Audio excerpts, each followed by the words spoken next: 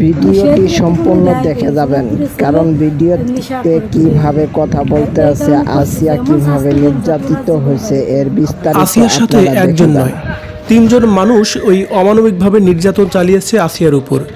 দেখুন এবার হাসপাতালের ভিতর থেকে কাঁদতে কাঁদতে কি বলছে আসিয়ার মা। ভিউয়ার্স, এ বিষয়ে জানতে সম্পূর্ণ ভিডিওটি দেখে সঙ্গেই থাকুন। মনের অবস্থা তো ভালো নয়, কোনো জ্ঞান ফিরি নেই, এই যে সাংবাদিক ছিলেন কোনো জ্ঞান ফিরি নেই, তিনটে আর কি দেখতে।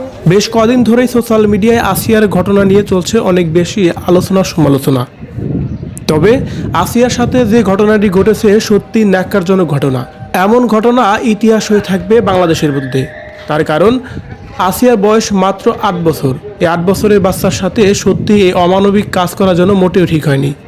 আসিয়ার মা কান্না করতে করতে হাসপাতালের মধ্য থেকে কথাগুলো বলছিলেন শুধু আমার মেয়ের জামাই আসিয়ার সাথে এমন কাজ করেনি, তার সাথে আরও দুজন ছিল।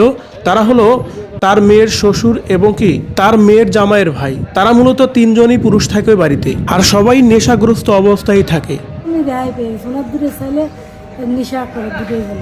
এ সময় আসিয়ার মা কান্না করতে করতে বলেন, আমার মেয়ে কখনো ওইখানে বিয়ে বসতে চায়নি। আমি জোর করে তাকে বাধ্য করে সেখানে বিয়ে দিয়েছিলাম, কারণ আমাদের তো অভাবের সংসার ছিল। 4টা ছেলে মেয়ে নিয়ে আমাদের চলা অনেক কষ্ট হয়ে যাচ্ছিল।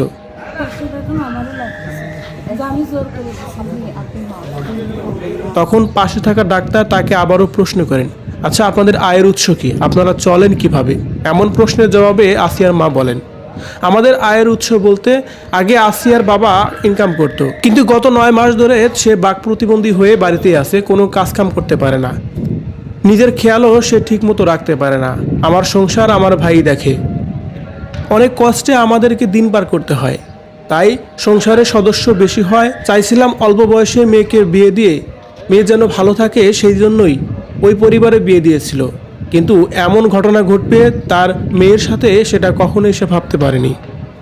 তাই তো কান্না করতে করতে সর্বশেষ তিনি বলেন, আমি ওইসব নরপশুদের এমন শাস্তি চাই যে শাস্তি দেখে ভবিষ্যতে আর কোনো মানুষ যেন এমন কাজ না করতে পারে।